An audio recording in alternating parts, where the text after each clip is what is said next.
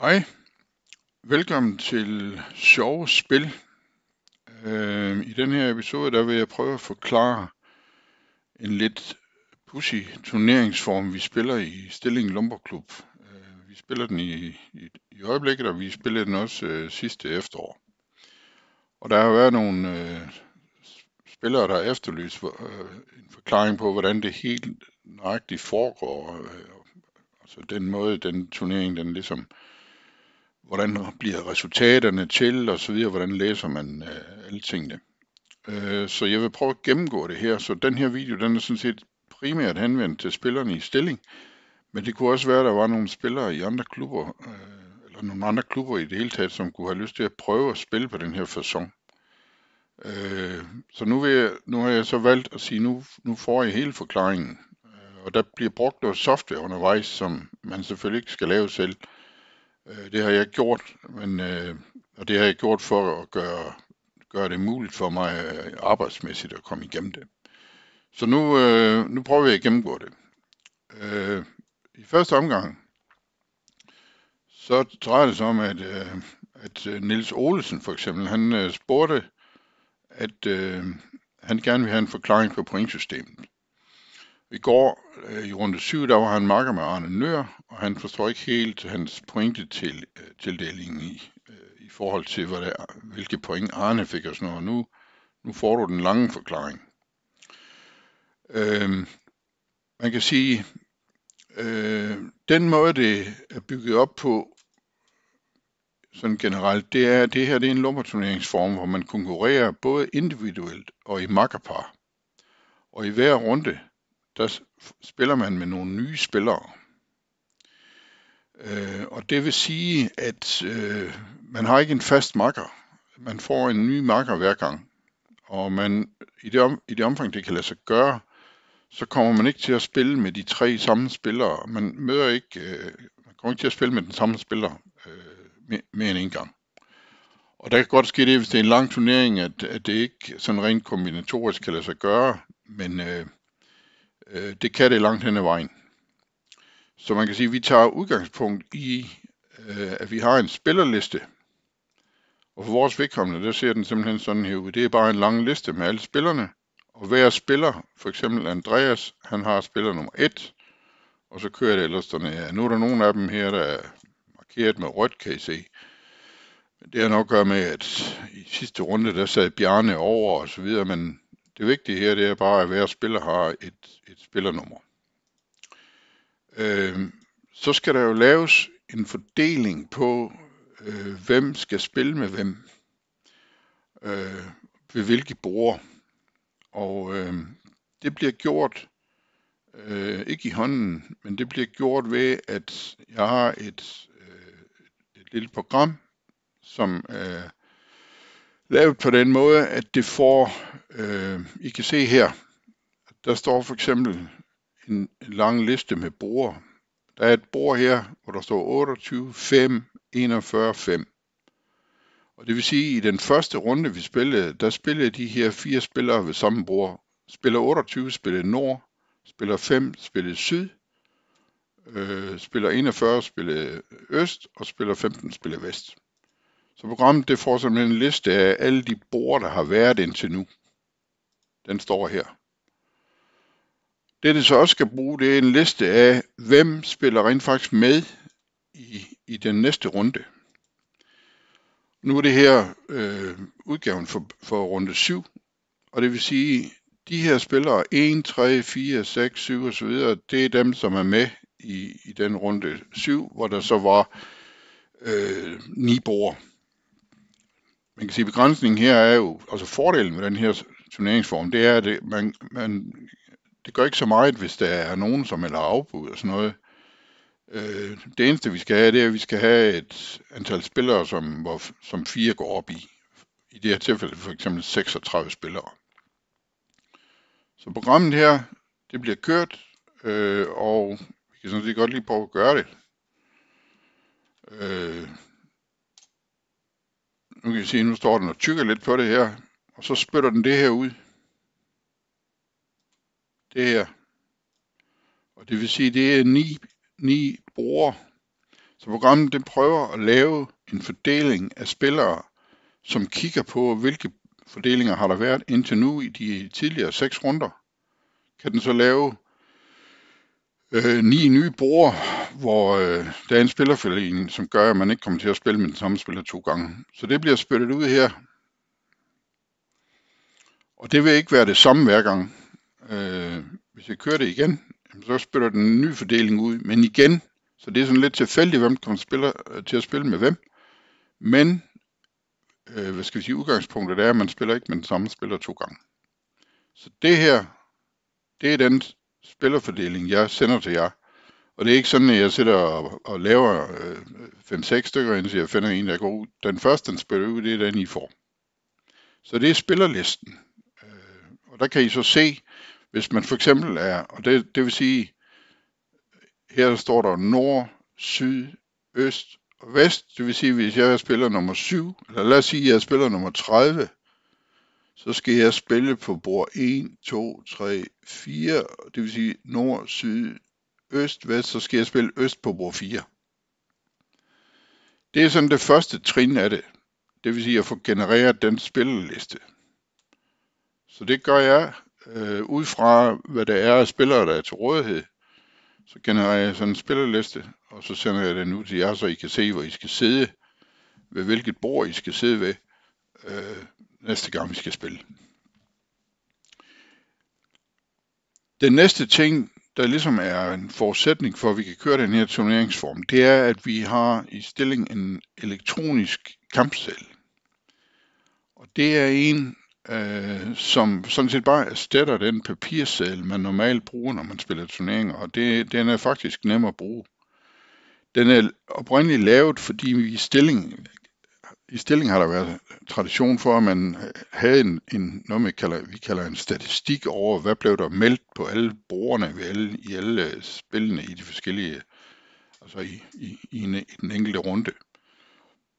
Og for at kunne gøre det, uden at det skal blive et frygteligt arbejde, så er det nemmest, hvis man fik lavet en elektronisk seddel. Og den vil jeg lige prøve at vise, hvordan den fungerer.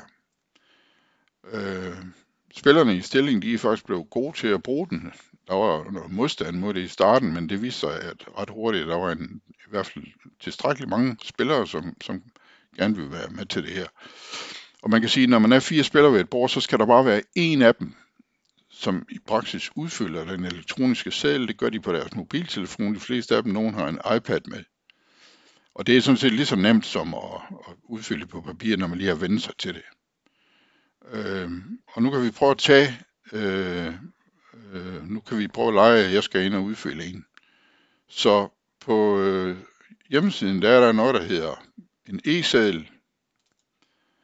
Og når jeg kommer derind, jamen, så skal jeg så finde ud af, okay, hvad for en runde skal jeg spille? Nu leger vi, at vi skal i gang med runde 8.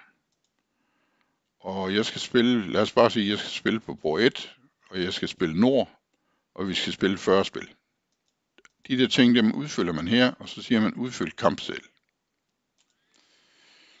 Så får man sådan en her, nu er det så på computeren, I ser det, så det ser lidt stort ud, men det er sådan, det ser ud på en mobiltelefon også.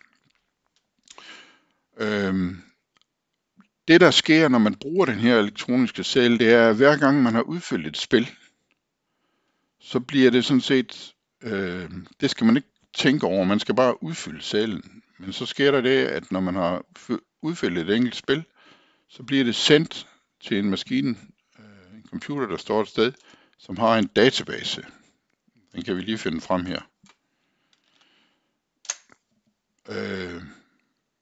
Her der er en database, som indeholder alle de spil, der har været spillet i den her turnering indtil nu. Og hvis I kigger på det, så kan I se, hvis vi for eksempel kigger her, så står der, heroppe står der runde, bord, spilnummer, melding, farve, melder og points. Og det vil sige, at i runde 7 på bord 9, spil nummer 21, der er der blevet meldt turné i Spar af Nord. Og den har så tilsyneladende vundet, fordi der står 2 point her. Så det er sådan set det, der sker. Nu prøver vi lige at udfylde lidt. I kan se, alt det der er her, det er så, fordi den sidste runde vi har spillet, det er runde 7. Så det sidste spil der står her, det er så spil 40 fra bord 9. Det var så et spil i klør af Nord, som også vandt. Det går åbenbart godt for Nord her. Men det er sådan, man kan sige, det er den proces med, at vi skal fra den elektroniske seddel ind i databasen. Det sker af sig selv. Så nu prøver vi lige at udfylde en lille smule med den her gamseddel. Lad os sige, i det første spil her, der kan det være, der bliver spillet Købenolo. Ja, nu tager vi et, hvor vi skal udfylde farver. Så siger vi turné af i ruder af øst. Jeg spiller jo nord. Lad os sige, at den turné, den vinder. Jamen, så udfylder jeg -2. Jeg spiller nord, og øst har lige vundet en turné. Det vil sige, at jeg skriver -2 på min kampseddel. Hvis vi så kigger herover, jamen så kan vi lige gøre det, at vi lige opfrisker den her en gang. Så kan I se, nu er der så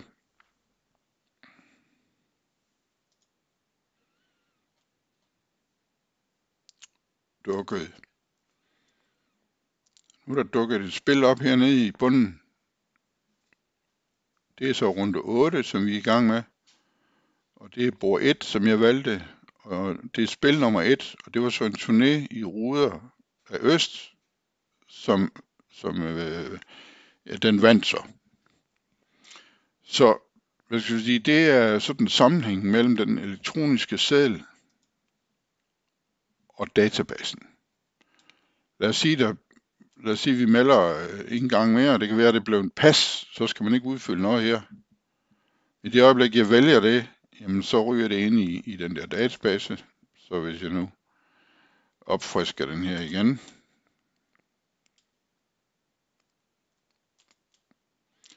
så vil der nu være 2 spil fra runde 8 og bord 1. Spil 2, det var så pas, derfor står der så ikke nogen point her. Så det er sådan den måde, det foregår på. Så når alle 9 brugere har udfyldt de der elektroniske celler, jamen så ligger der så en masse af de her, så bliver den her database-tabel, den bliver bare fyldt ud med alle de spil. Så det er sådan, den første del, det foregår, mens vi spiller kampen. Så spillerne, de udfylder den elektroniske seddel, og det lander så i en database. Det er overstået. Jamen så kan det, man kan sige, det der så er, alt det der så er i den her database, det skal ligesom foldes ud, så vi kan se resultaterne. Og det kan man også gøre, altså det kan man også gøre inde på, altså nu er det jo stillingen vi er i, så hvis inden det kan I gøre selv som spillere. Så hvis man går ind på hjemmesiden under klubturneringen, så kan man så se e-stat. Det vil sige, det er den statistik, som det hele starter med. Og nu har jeg så kun udfyldt 2 spil for runde 8, som ikke er gået i gang nu. Men nu prøver vi at sige, at vi vil gerne se, hvordan gik det egentlig i runde 7. Vælge runde 7. Der var 40 spil, og der var 9 borgere der. Og så kan jeg så sige hent runde. Så det vil sige, der er også et program i spil her, som så henter alle tingene fra den her database. De bliver hentet herind og stillet op, så man kan se, okay, ved bord 1, bord 2 osv. osv. Det vil sige, ved bord 1 i spil 1, der bliver meldt spil i klør af vest. På bord 4 i spil 26, der blev så meldt spil i ruder af syd og så videre. Så herinde, der kan man se, hvad blev der meldt i hver eneste spil på hver eneste bord i den her runde. Det er også det, som bliver sendt ud til spillerne, når vi er færdige her. Så det her, det er sådan en hjemmeside, man kan gå ind og kigge på. Hernede i bunden, hvis I kigger ned her, efter spil 40, jamen der står der så 3 her. Og det betyder, at det her, det er sådan en normaliseret form, kalder jeg det. Det vil sige, det er en sammentælling af, hvor mange point ender nord-syd ved bord 1 med at have. Så det er i princippet en sammentælling af de her. Så i den her runde 7, jamen der har nord-syd så plus 3 til sammen, og det vil sige øst-vest for bord 1, de her minus 3. Det næste her, der er nord-syd minus 3, så ved bord 3, der har de plus 4, ved bord 4, der har de minus 14, og ved bord 5, der har de godt nok plus 26, så det svinger en del, kan I se. Så man kan sige, bare på de her to bord, der er der altså en forskel på 40 point. Men det er ideen med statistikken, det er, at man får sådan et overblik her. Og nu begynder vi så at nærme os det, som Niels han var efter, det vil sige, hvordan læser jeg så de her resultater? Programmet her, det laver de her sammentællinger. Men det laver også mere end bare at sige bordets resultat, som står her. Hvis vi nu tager bord 1, jamen så kan I se herude til venstre, der står resultat nord-syd. Det er så den linje her med de der bordresultater. Og så hernede under, der står der 4 linjer, I kan se, der står nord, syd, øst, vest. Og det skal læses sådan, at der er 4 kolonner her. Og det vil sige, at i den her kolonne, der står der, at nord ved bord 1 har meldt 7 gange. Han har sammenlagt fået 1 point ud af det. Han har vundet 4 spil og tabt 3. Syd har meldt 9 gange og har fået 10 point ud af det sammenlagt ved at vinde 7 spil og tabe 2. Så hvis man kigger derhen, så kan I se, okay, ved bord 2, der har Syd så meldt 8 gange og fået 1 point ud af det. Det er så fordi vedkommende har tabt eller vundet 4 og tabt 4.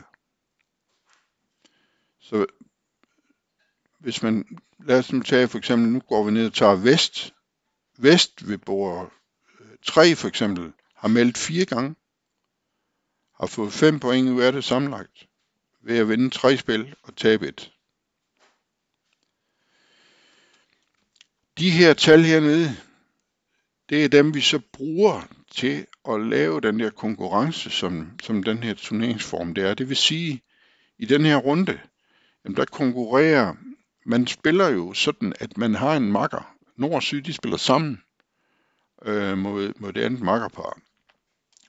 Men vi gør så det, at vi vurderer resultaterne her. Det vil sige, vi sammenligner alle nordene.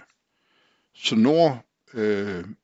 nord ved bord 1 har i den her runde sammenlagt lavet 1 point på sin egen spil. Den her nord ved bord 2 har lavet 6 point. Den her nord ved bord 3 har lavet 0 point, 4 point, 14 point, 15 point, minus 6 point, 17 point og 5 point. Så igen, det første her, det er, hvor mange gange har man meldt, hvor mange point har man i alt fået ud af det, hvor mange gange har man vundet, og hvor mange gange har man tabt. Så det her, det kan jo bruges til at rangere nordene. Det vil sige, den nord, der har fået flest point ud af sine egne spil i den her runde, det er så den her nord, der har spillet ved bord 6. Nej, det er det faktisk ikke. Der er en nord her, der har fået endnu flere, der har fået 17 point. Nu vil vi så ikke gå så meget ind på, hvem det lige er. Men det er den måde, man læser de her tal hernede på. I denne turneringsform, der handler det så ikke kun om, hvor mange point man selv laver på sin egen spil. Det handler også om at lave point ved at samarbejde med sin makker. Og altså spille modspil mod de andre osv.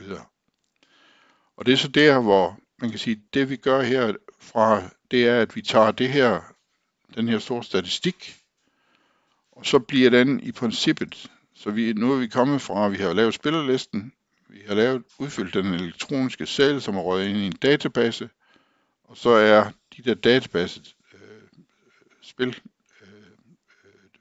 ting, de er røget ind på en hjemmeside, og det er den, vi kigger på her, som I selv kan gå ind og se på. For at vi kan lave en resultatopgørelse, så skal der gøres noget mere her. Og det, der kommer til at ske nu, det er, at vi skal have tallene fra den her hjemmeside over i et regneark, som jeg kalder regnearket for helvede, fordi det er sådan en lille smule tricky, og så er det heller ikke mere indviklet. Så det jeg gør i praksis, det er, at jeg kopierer de her ting. Jeg kopierer det her, alt det her, sådan her, og så bevæger jeg mig over i et regneark. Og det regneark, det ligger, det er et, vi bruger fra gang til gang. Nu finder jeg det lige frem her. Det ligger inde i en turneringsplan, jeg har her. Og det er en,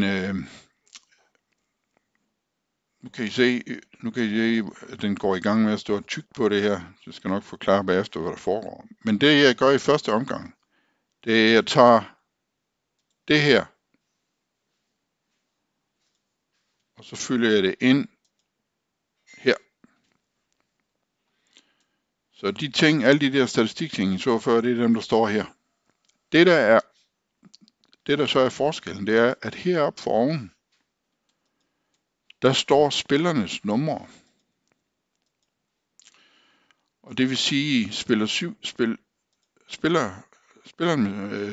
nummer 27, spiller altså nord ved bord 1. Nu skal vi så finde Niels Olsen og Arne Nøhr. Og Niels Olsen, han er spiller nummer 35, og Arne Nøhr er spiller nummer 3. Så de spiller altså nord og syd ved bord 3.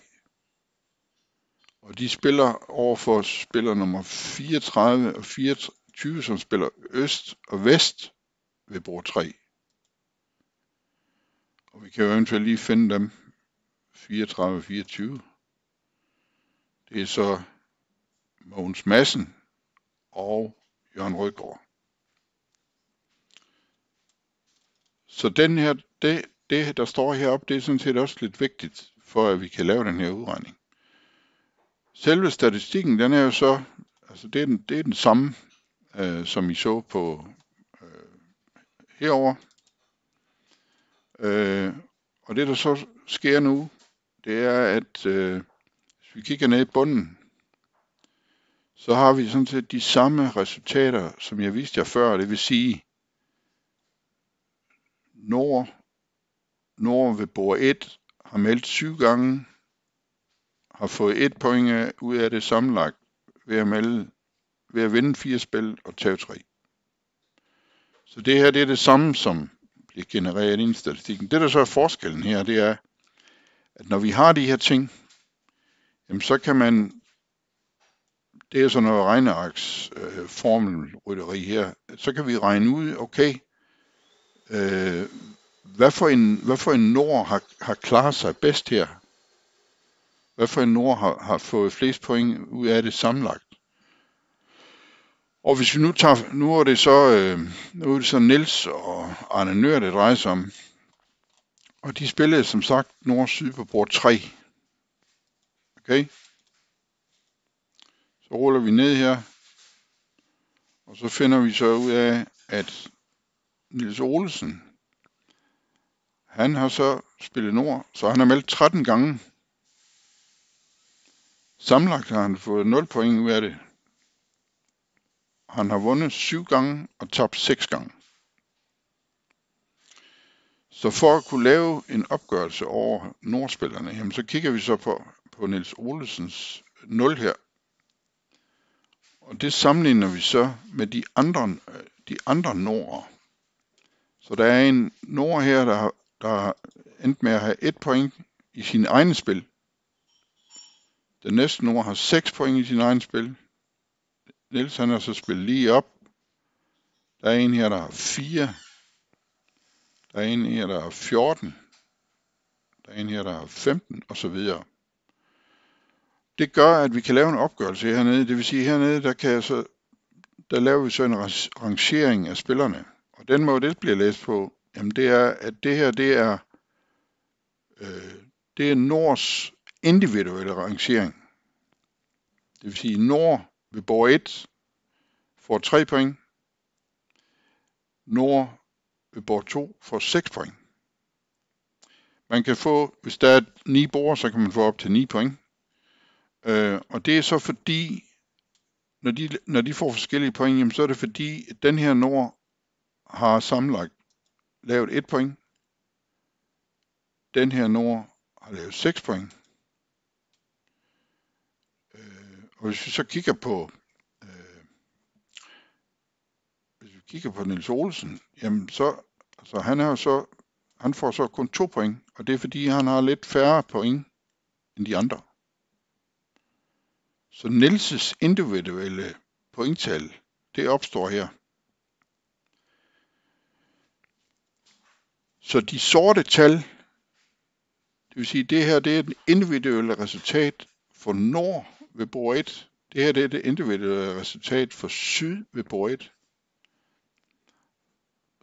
Så ryger vi hen på det næste bord, det vil sige, det er det individuelle resultat for Nord ved bord 2, Syd ved bord 2. De grønne tal, det er så deres makkerparsresultater. Og det vil så sige, Nord og Syd ved bord 1, de har jo så endt med at have plus 3. Det får de så 4 point for. Her der er det så altid det samme, ikke? De her to spillere, de er jo makkere, så de får begge to 4 point. De næste her, jamen de har minus 3 i stedet for 3. Derfor bliver de rangeret lavere. Ved bord 3, jamen der har de så til sammen gjort det sådan, at de ender med at de får 5 point. Og så skulle det jo gerne afspejle sig på den måde, at vi kan sige, okay, hvad er det der bord, der har 26 point, de må jo så, det er så det her bord. Jamen de må jo så få mange makkerparspoint, og det gør de så også. De vinder den her runde makkerparsmæssigt.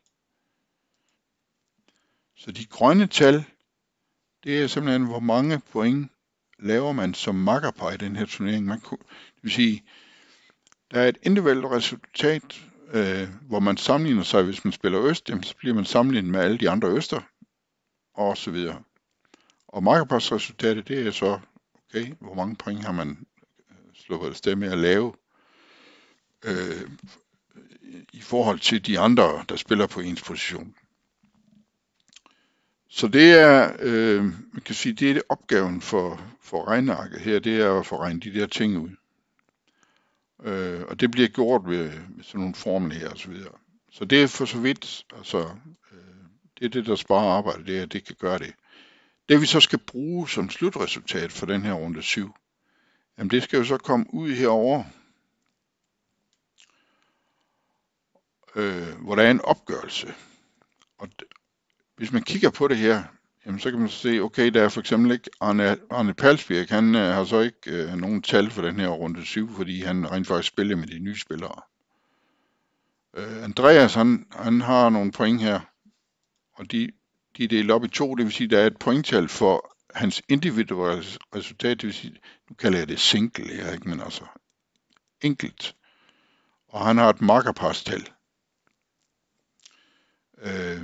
Og Arne Nør, han har så også et resultat individuelt, det er 8 point, og så har han så 5 for sin sit makkerparsresultat sammen med Niels Olsen. Og det her, de to tal, det er så dem, som står her. Det vil sige, det er bord 3. Så Arne Nør, Arne Nør, han har altså, han spiller syd, så han har de her to tal. Igen, resultatet for nord, og resultatet for syd ved bord 1. Det næste bord her, det er så de næste 4. Og nu når vi så frem til bord 3. Det vil sige, Niels Olsen, han får 2 point individuelt, og 5 point makkerparsmæssigt. Arne Nør, han får 8 point individuelt, og 5 point makkerparsmæssigt. Så de her 8-5, det er dem, som dukker op på den her liste. Nu kan vi gå ned til Niels Olsen og så se, om vi kan finde ham. Han står her, det er så de der 2 og 5, som vi så der. Så man kan sige, det her, det regnearket her gør, det er, at det kigger på, se der er igen en formel for helvede heroppe, som det den formel skal gøre, det er, at den skal finde ud af, hvad spillernummer har den her spiller. Det er nummer 3. Og så skal formlen her, den skal slå op herover, og så grave de tal ud, der er. Og så skal regnarket gå herop og finde ud af, okay, hvor var spiller nummer 3? Spiller nummer 3 var der. Det var så syd ved bord 3, og så går herned og finder de tilsvarende tal. Og når det sker, jamen så får vi så en opgørelse over det her.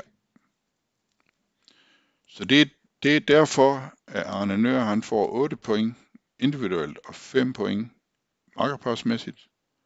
Og Niels Olsen i denne runde fik 2 point individuelt og 5 point makkerparsmæssigt. Han får det samme makkerpars pointtal som Arne Nøhr.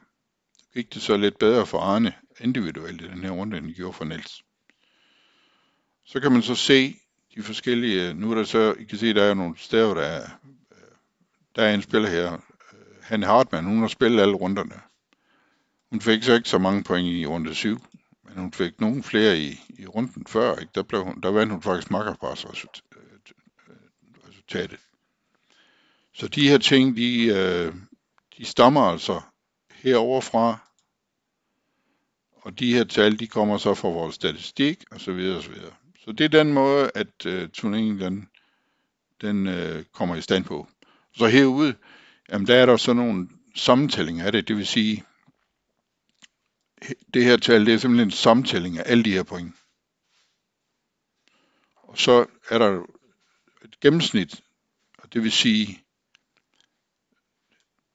alle de her point, divideret med, hvor mange runder har den her spiller været med i. Der er nogle spillere, den her spiller for eksempel, Jette, hun har ikke været med i så mange runder. Så det tager gennemsnittet så højde for. Så det er et gennemsnit for både makkerpar og individuelt resultat. Og så er der her et singlesnit, det vil sige, den her spiller, det er så Gunhild, hun har så rent faktisk fået 7,43 i snit, det vil sige, i hendes individuelle resultater, der har hun et gennemsnit på 7,43. Det er faktisk meget godt i forhold til, hvordan hun spiller. Hun spiller også godt. Hun har så lidt lavere makkerparsresultat. Så det er den måde, man læser det her på. Og det er så det herude, der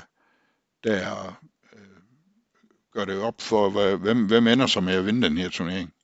Makkerparsmæssigt. I kan se, der er en spiller her, der er endnu flere point. Der er en, der har vanvittigt gode tal her. Og det er så Kai Madsen. Han har så rent faktisk kun været med i en runde. Men der er han så til gengæld fået maksimum point i både makkerpar og individuelt. Det kan være, at han skulle spille noget mere. Men det er den måde, at de her tal bliver gjort op på. Så det er sådan en lidt tricky turneringsform, men den er faktisk rigtig sjov. Fordi man kommer til at spille med mange forskellige spillere, og man stadigvæk konkurrerer om at gøre det så godt som muligt. Så kan man sige, at det er selvfølgelig tilfældigt, hvem man nu bliver makker med i den enkelte runde, og sådan noget. Man kan være heldig eller uheldig på den måde, ikke? Men sådan og så i det lange løb, jamen der kan man jo nok forvente, at hvis man spiller godt, får det til at fungere, jamen så får man nogle flere point. Men det er sådan en gennemgang af, hvordan den her turneringsform, den fungerer. Så man kan sige, det man som spiller i stillingen skal, altså man kan glemme alt det der tekniske om, hvordan det fungerer, men man skal, når man ser resultaterne, så kan man gøre det, at når man skal læse, hvordan det er forløbet for en selv, jamen, så skal man finde sig selv her. Så hvis man nu for eksempel har spillet,